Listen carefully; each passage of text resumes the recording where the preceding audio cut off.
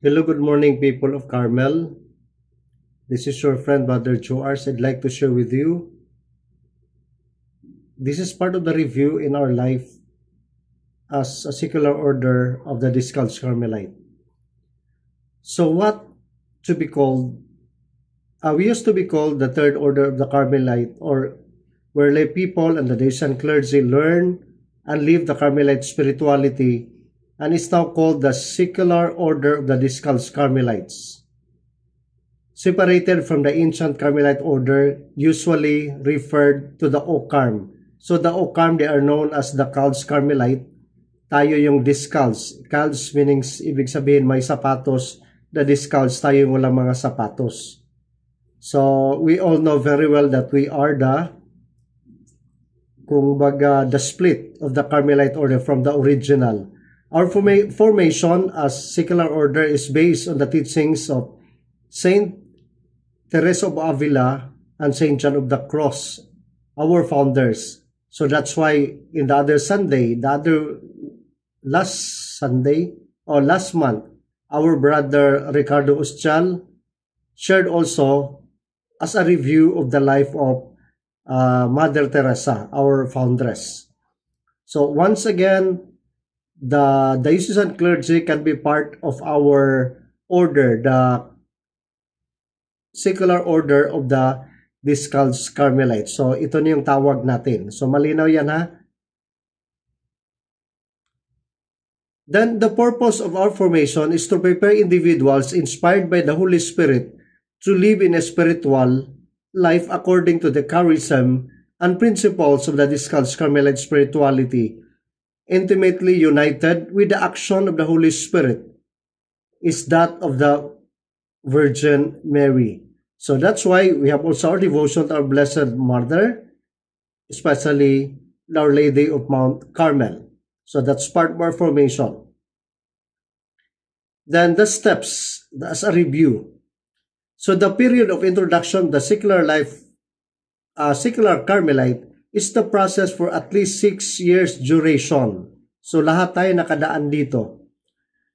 Each step of formation of the local council by the majority vote will discern if a candidate has a vocation to Carmel and unite him or her to receive the scapular or a temporary or definitive promise, an interview with the council of the community, and the letter of intent is required to each stage of formation. So nadaanan natin itong lahat. Okay? So bago lang yon kay Ricardo, kay Sister Masot. So nadaanan na din yun nito. Kaya that's why this is just a reminder once again about our formation. Then first we have the observer. May mga observer tayo ngayon. A person exploring a vocation in Carmel should attend a minimum of 3 meetings prior to being considered for entrance into our aspirancy. This allows the applicant to become more familiar with the community, the style of life, and service to the church proper to the secular order of the Teresian Carmel. It also provides the community the opportunity for discernment. So may mga observers tayo ngayon, o visitors. Yung iba sobra na sa 3 meetings, so they can be considered now as member, so that they will be familiar with our charism. Then we have the aspirancy, the next stage. Introductory aspirancy period normally lasts for 12 sessions. So every month tayo nagmi-meet, so more or less this 1 year. After which a candidate may be admitted to the community's formation program during an official clothing ceremony. So official clothing ceremony, mayroon na pala dito sa stage of aspirancy. Then the clothing mismo, na lahat tayo dito tayo dumaan sa novitiate, the third stage. At the beginning of the period of formation, a large ceremonial brown scapular will be given to a candidate, an outward symbol of affiliation with the order and a sign that the Blessed Virgin Mary is both mother and model of Carmel. A smaller brown wool scapular or scapular medal is worn for everyday use. So when we had this stage novitiate, meron tayong, this part of our habit, the brown scapular. Kaya nga, pwede siyang yung medal, scapular medal, or the brown wool scapular. Kaya nga, when we were in Davao, yung iba malalaki yung scapular. So, kaya nga, depende yan. Basta a brown scapular during the ceremony na ginagamit. So, we have the first promise. Like what Bro Ricardo the previous months na nagkaroon siya ng first promise. So, he will be already part of the OCDS member after the novitiate. He can use the OCDS after the name. So, after receiving the scapular, preparation to make the first temporal promise is 24 sessions over 2 years period, deepening the life of prayer. When making the temporary promise, the candidate's baptismal name is retained, to which the candidate may add an approved devotional name. So may dagdag tayo, parang dagdag sa ating pangalang. Like sa akin, I am Brother Joe Ars Alferez of St. John Bosco. Yung iba of the Holy Rosary, si Bro Ricardo of St. Francis of Assisi. So depende yung dagdag natin sa ating name during the first promise. Then the final vow.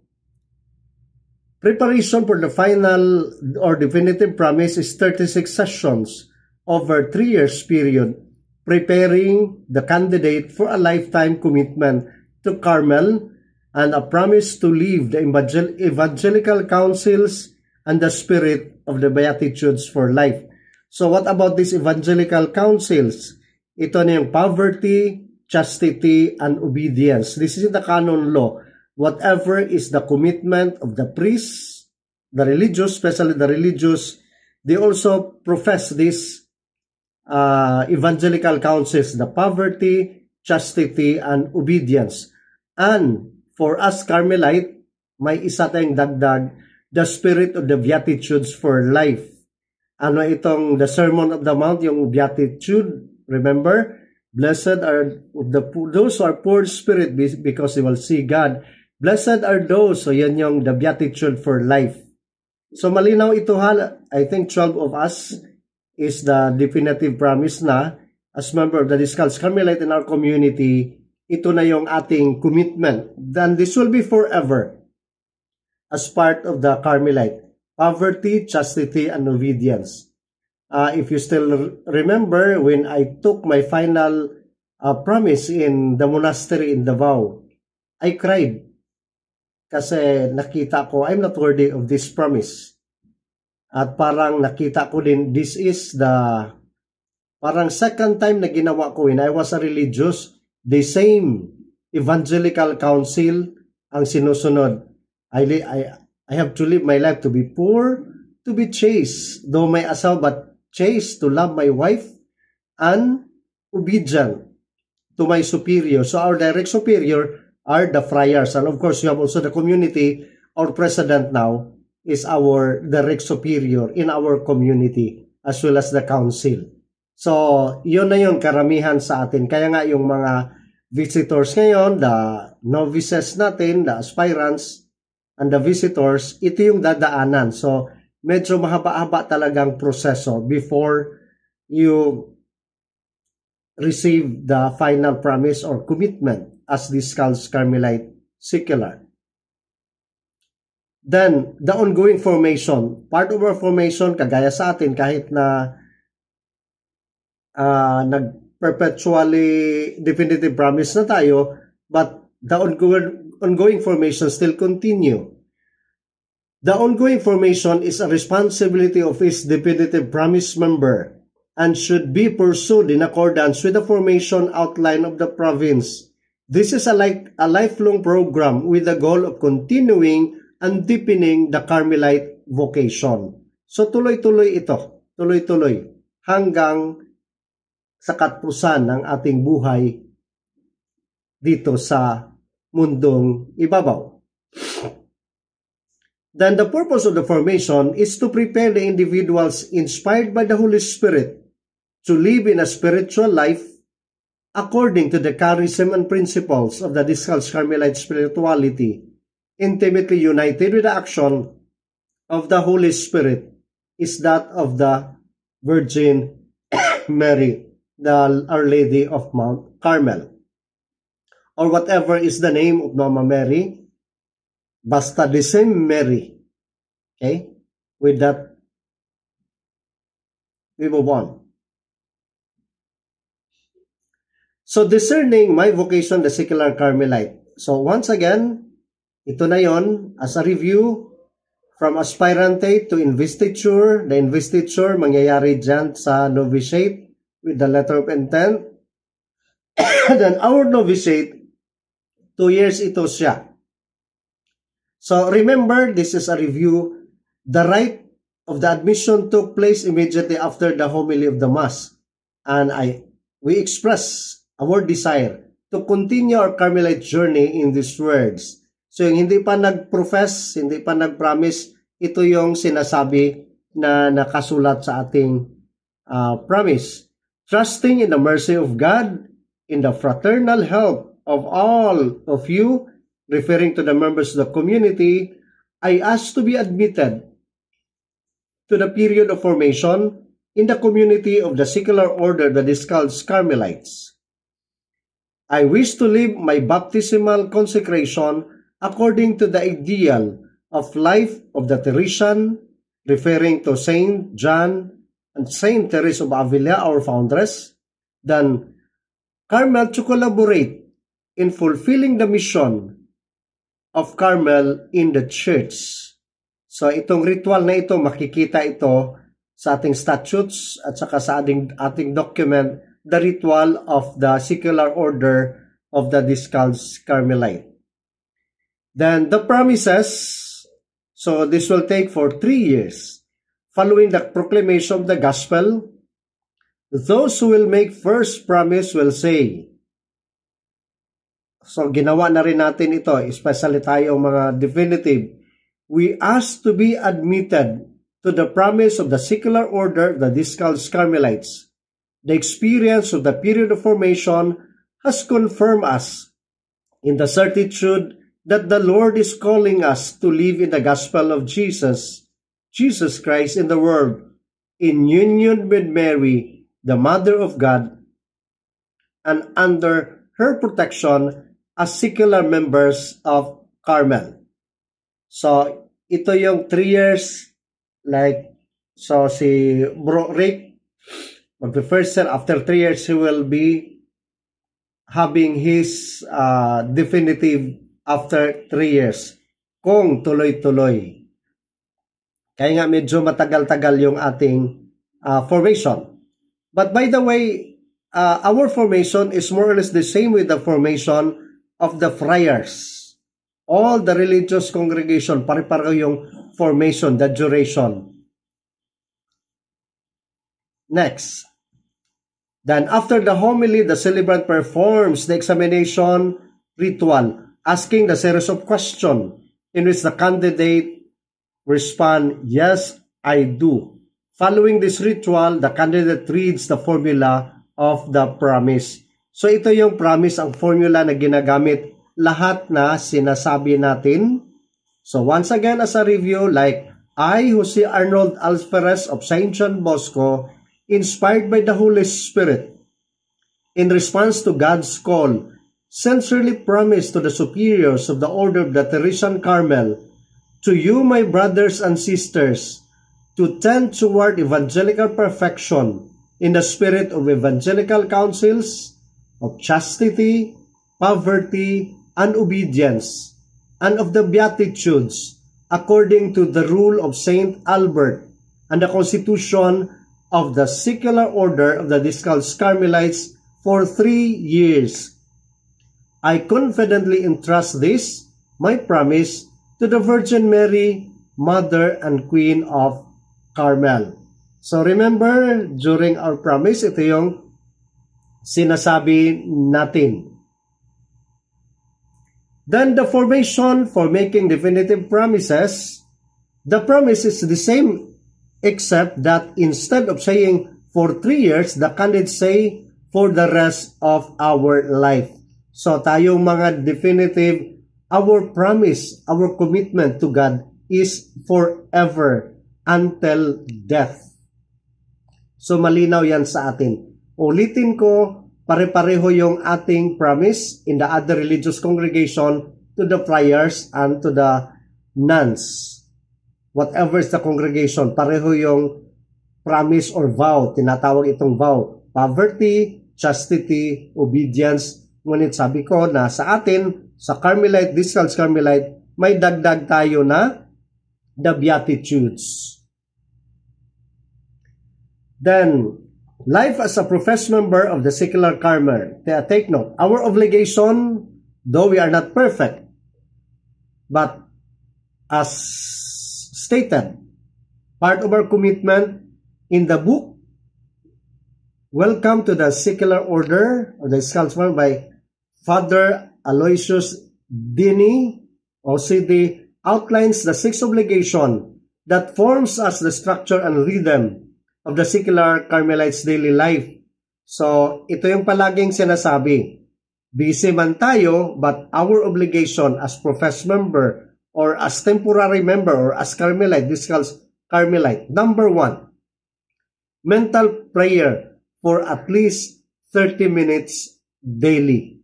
So, this a commitment, depende sa atin kung kailan tayo libre. Ako nga, sa opisina, pag may time, bigyan ko talaga ng time. Pag walang ginagawa, tahimik lang ako to pray. Then, liturgy of the hours. Kaya nga, meron na tayong application ngayon, meron na tayo sa cellphone para hindi tayo magdala-dala libro. Yung sa ating breviary, liturgy of the hour, morning prayer, evening prayer, and if possible, the night prayer. Then, the Holy Mass, to attend the Holy Mass as often as possible. So kaya nga I'm happy, yung iba everyday sila. Pero sa amin na nagtrabaho pa, at least Sunday ang dapat kasi that's my obligation. But as much as possible, if it is everyday, much better so that we'll become closer to our Lord Jesus Christ. Number 4, looking with Mary at the life of Christ and meditating these things in our hearts as she did. So kaya nga si Mama Mary, malaking papel ang ginangkabanan sa atin. Kaya nga he is our model, so we should have a devotion to Mama Mary. Kasi malaking tulong siya, kaya nga sinasabi to Jesus through Mary. Sabi nga ni St. John Bosco, have devotion to Mary and you will see what miracles are. So once again, part of our obligation, looking with Mary as at the life of Christ, meditating these things in our hearts. Then, number 5, attending and participating in all monthly activities or meetings and formation. Hindi man perfect, kagaya sa akin ngayon, this is just a recorded input, pero at least my spirit is with you, is with the community, because that's my obligation. Kaya pasensya lang, I think maintindihan man din tayo. Kasi I'm now out of town, but sharing with you this as a reminder once again. Then the last one, participating in the mission of Carmel, to know God so that God may be known. So once again, especially the Discals Carmelite, our participation malaki is prayer. And of course, we have the apostolate. Maybe a personal apostolate bringing Carmel. Then here sa atin, meron tayong Flores de Mayo. May mga kasamahan tayo na nilaan nila ang kanilang time. Kasi this is our obligation. So yun ang ating obligation as member of the Discals Carmelite Secular. What about our identity? Carmelite Seculars, together with the friars and nuns, are sons and daughters of Our Lady of Mount Carmel, of Saint Teresa of Jesus, As a result, they share the same charism with the religious, each according to the particular way of life. It is one family with the spiritual possessions, the same call to holiness. That's from the letter of Paul to the Ephesians, chapter 1, verse 4, and Peter 1, verse 15. And the same apostolic mission. Circular members contribute to the order the benefits of proper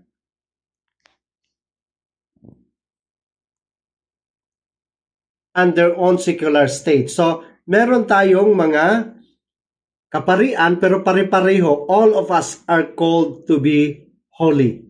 We are Carmelite and that's our identity. Okay? The same charism tayo with our friars and the nuns. Then the values, ito yung palagi sa in our statutes as well as in the paulit-ulit ito sa ating constitution. To live in allegiance to Jesus Christ, then be diligent in meditating on the law of the Lord, give time to a spiritual reading, especially the works of the saints of the order, then participate the church liturgy, both the Eucharist and the liturgy of the hours. Then be concerned for the needs and goods of others. Then arm ourselves with the practice of virtue as we live an intense life of faith, hope, and charity. Kaya nga siguro, tayo, we have to be active. Our presence in the church, malaking part din ito sa ating mission as well as our values. Kaya nga some of us, like Sister Lourdes, nasa siya, El Shaddai, yeah? Si Sister, our president, is also member. So, our presence is very, very important in the church. Pero sabi nga, wag nating kalimutan na tayo ay Carmelite. By the way, malinaw ito sa atin na we are not a religious organization in the church, but we are a congregation. We belong to the Carmelite order, the Discalced Carmelite. Kaya nga, hindi tayo pwedeng tawagin na like CWL, like the Kaabag. No, we are higher than that because we have our own constitution. This is the way of life. And this is, malinaw ito, a vocation. Though secular, but this is a vocation. Ilan lang ang tumupad nito. The call of God, the vocary, the vocation. So, yon. Then seek interior silence and solitude in our prayer. Strive to deepen our life, prayer life, which leads to the service in God's kingdom on earth. Then use prudent discretion in all that we do. Prudent discretion in all that we do. Then participate in a frequent and meaningful reception of the sacrament of reconciliation. So katatapos lang ang Holy Week, may mga kaparian tayo na dyan nagpapakumpisal. Then tayo, meron man din tayo, mapalad tayo kay meron tayo retreat, may mga recollection. That's the time also that we receive the sacrament of confession or reconciliation. So natapos na natin ito kanina, our commitment as Carmelite. So what about the days of fasting?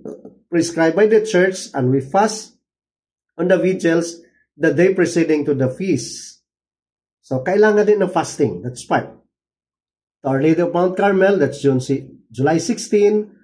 Our Mother, Holy Mother, our Foundress, October 15. Our Holy Father, St. John of the Cross, December 14. Then, Prophet Elijah, July 20. Then, all the saints of the Carmelite. Kaya nga, besides the days of fasting prescribed by the church, we fast on the vigil the day preceding to the feast. I don't know kung may nag-practice dito, pero ito yung dapat alalahanin natin.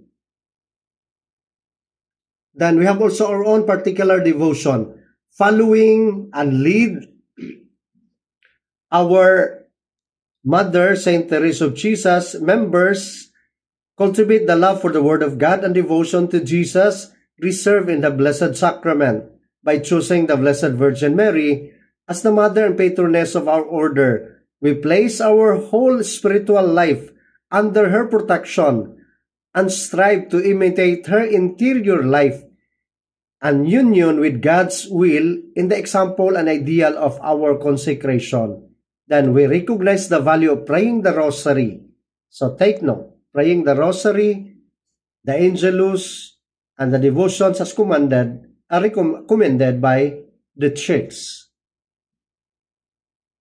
So with that, I hope, my brothers and sisters, this is just a review. We'll learn something. God bless everyone.